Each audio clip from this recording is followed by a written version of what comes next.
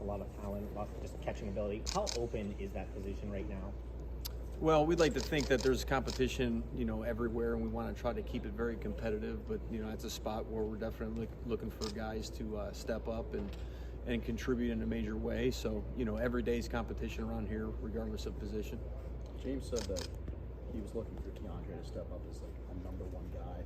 How exactly do you get a receiver to that point?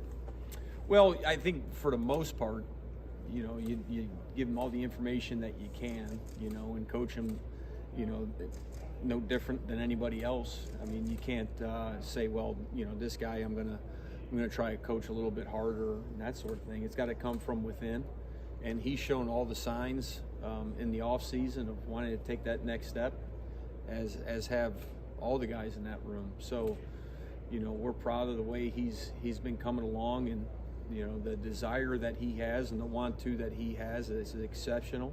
So if he just stays the course and continues to do the little things that it takes to be great, all the things that are outside of practice, all the film study and all the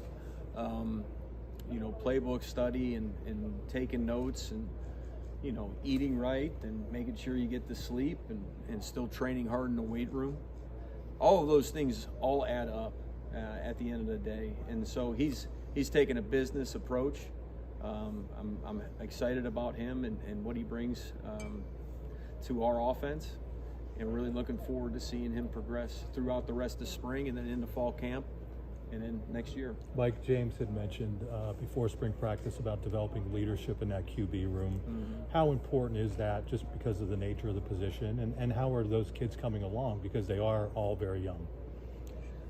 Everybody needs to see confidence in the quarterback, and the confidence grows and it's contagious. So that's really important.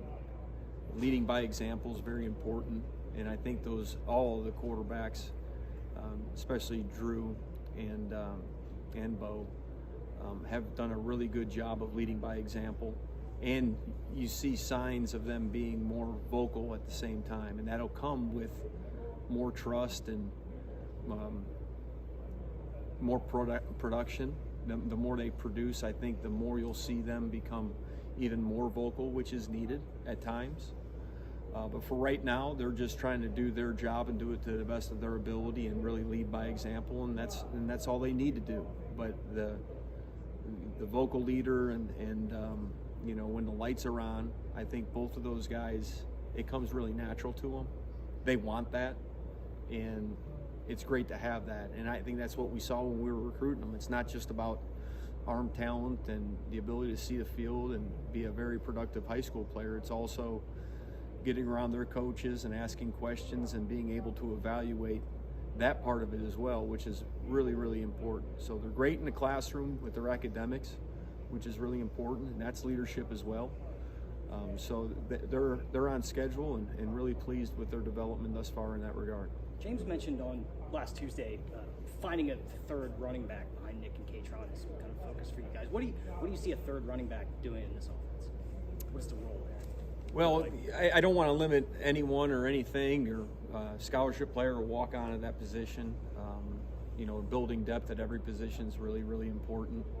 And you just never know. In this day and age, and things happen in football, it's a very physical game, and especially in this conference in the Big Ten, the physicality is unmatched. And so you're just trying to create depth, whether it's your third tailback, fourth tailback, you're just trying to create the most competitive room. And so, there's no limits, there's no labels, it's just what it is. We got to continue to get better at every position.